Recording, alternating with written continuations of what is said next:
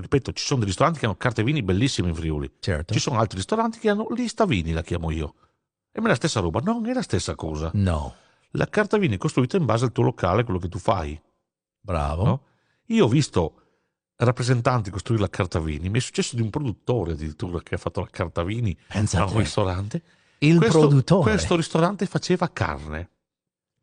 Carne, scusa. Core business era carne alla griglia. Carne alla griglia. Costate, fiorentine, cose.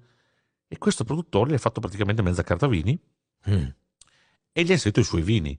Ma certo. Certo, solo che questo produttore produce un rosso e 8 bianchi.